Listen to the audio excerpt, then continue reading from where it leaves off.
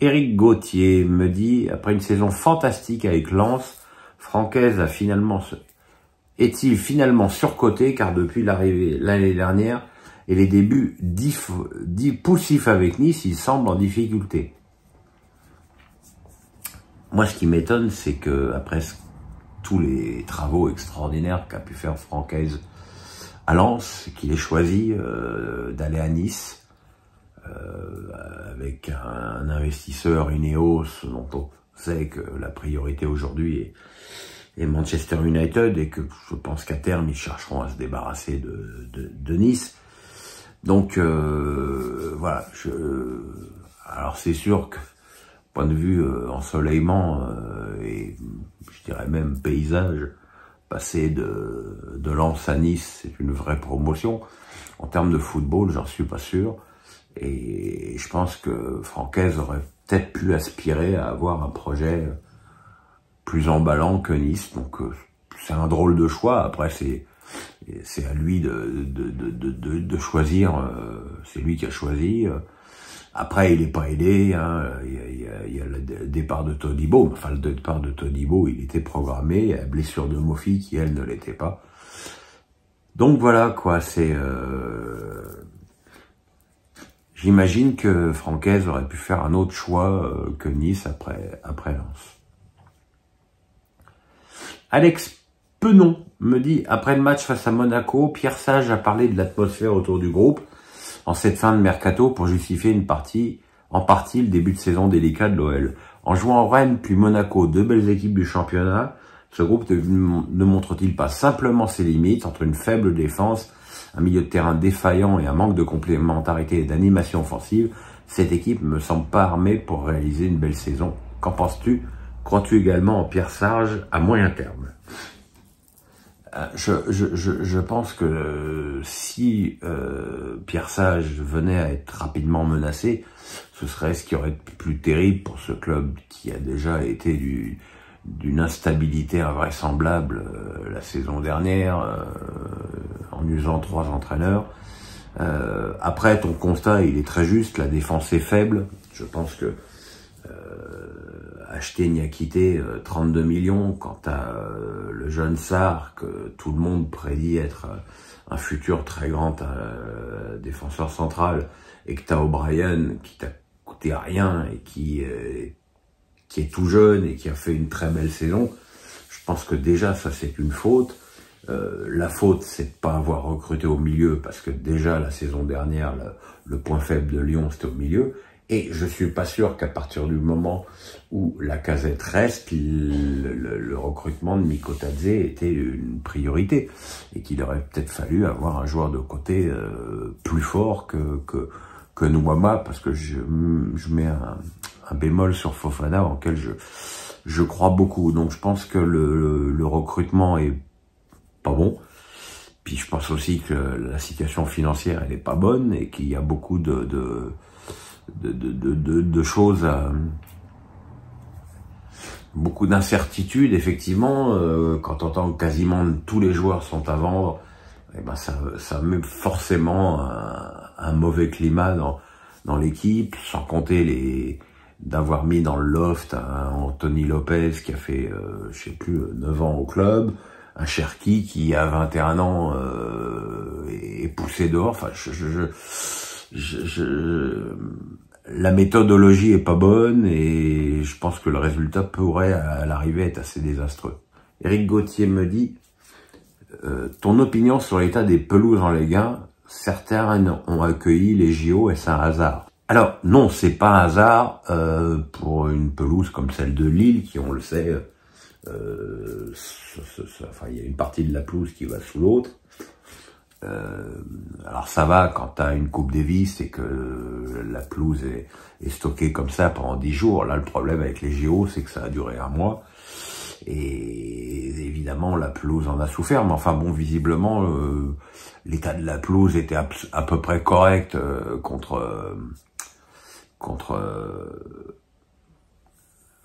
Angers. Il y a même la pelouse du Parc qui est pas très très belle là, mais c'est normal, il y a eu beaucoup de matchs et puis je pense que pendant les JO, comment comment il s'appelle, Underwood, là, le jardinier du PSG n'était pas en action. Donc il y a des petites taches sur cette pelouse, mais ça, j'imagine que ça va être très très rapidement corrigé par l'équipe du jardinier anglais.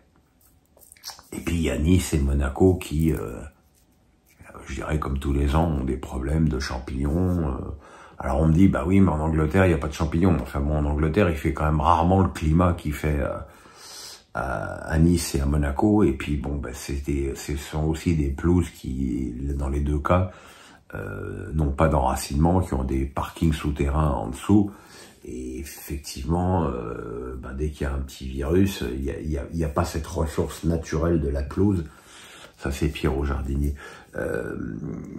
qui permet à la pelouse de se régénérer, et que c'est un problème, quoi. Mais c'est vrai qu'à l'arrivée, voir le match de Nice disputé sur une pelouse aussi lamentable, c'est encore un truc qui est pas bon pour l'image du football français. Gengis Arruda, vache, me dit, toi qui as désormais de la bouteille, eh ouais, dans ce milieu, peux-tu nous donner ton ressenti sur l'évolution du métier de journaliste sportif? Et trouves-tu les experts plus sévères aujourd'hui qu'hier?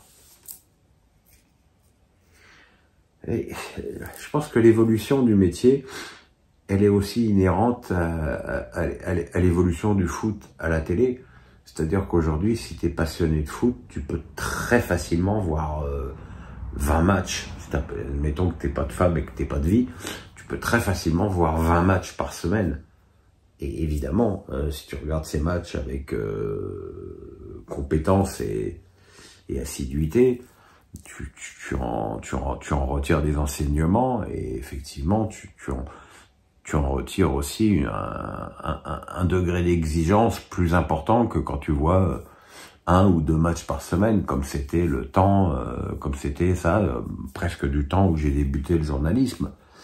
Aujourd'hui, n'importe quel mec qui a une chaîne YouTube ou un blog ou qui est sur Twitch ou sur TikTok, il voit plus de matchs que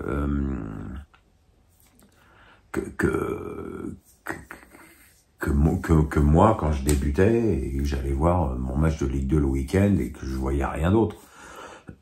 Donc effectivement, je pense que le fait de voir de plus en plus de matchs, ça rend plus critique. Et puis il y a aussi le monde d'aujourd'hui qui est plus critique. Et puis il y a aussi le fait que les réseaux sociaux, malheureusement, permettent à n'importe quel abruti de dire n'importe quoi chez lui, pour peu qu'il fasse, ce qui n'est pas mon cas, l'effort de faire un décor foot, avoir une belle lumière et tout ça, ça donne tout de suite une image un petit peu professionnelle, et que c'est vrai qu'après, à ce moment-là, il y a des escrocs terribles qui arrivent à percer. Donc voilà, donc plus sévère, je sais pas, plus compétent, j'ai les doutes. Question de Franck Pila, mon ami Franck Pila. À part Mbappé, qui vois-tu au futur proche comme les stars mondiales du foot, avec des fins de carrière de superstars actuelles? Donc j'imagine que quand tu dis ça, tu parles des superstars qui ont une longévité incroyable, comme Ronaldo ou Messi. Mbappé, j'espère qu'on pourra continuer à le comparer à ces deux joueurs. Là, ces 6 derniers mois n'incitent pas, pour l'instant, à cet optimisme. Après, le foot, c'est un éternel recommencement, un éternel renouvellement. Il y a des joueurs qui arrêtent, il y a des joueurs qui... C'est comme le tennis, hein, où on a pratiquement... on a déjà 2 membres du Big Four qui ont pris leur retraite, Murray et Federer. Nadal a 1,5 pied dans la tombe, il n'y a plus que Djoko. Voilà. Djoko, d'ici 2 ans, de toute façon, ce sera fini, et il y aura toujours Roland Garros, Wimbledon, l'US Open et l'Open d'Australie, et il y aura toujours un mec qui gagne, un mec qui sera en finale, et une autre legacy qui va arriver. J'imagine que dans le foot, c'est un petit peu pareil. Nicolas Grangeau me dit vas-tu suivre les JO paralympiques? Merci pour ton honnêteté. Donc j'aime bien parce que comme il me dit merci pour ton honnêteté, ça veut dire qu'il pense que non. Voilà. Alors, très franchement, au moment où je te parle, je te répondrai je ne sais pas.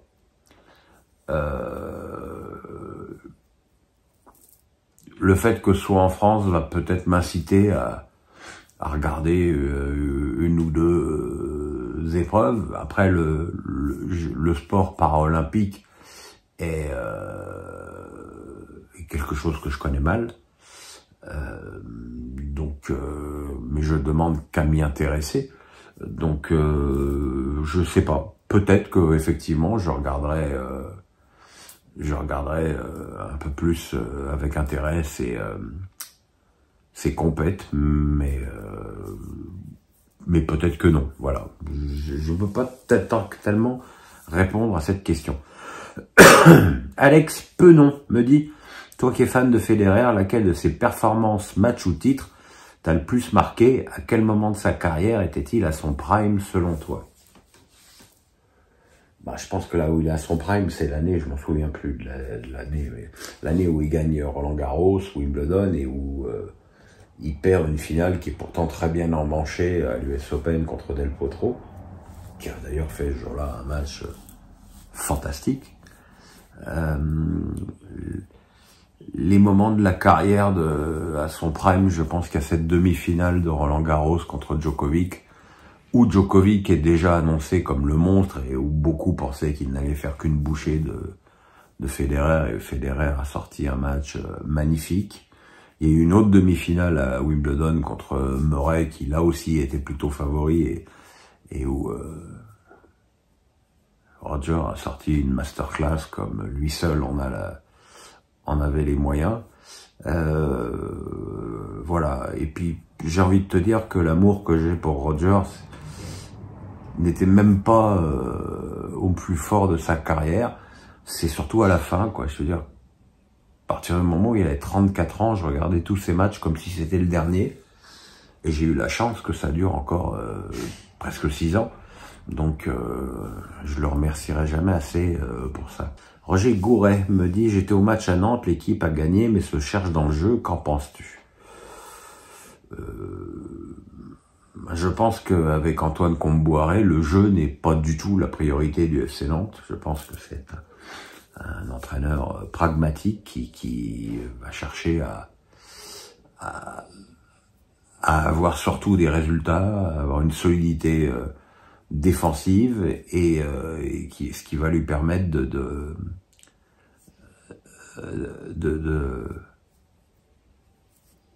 d'obtenir un maintien plus tranquille que les années précédentes. Je pense que c'est vraiment ça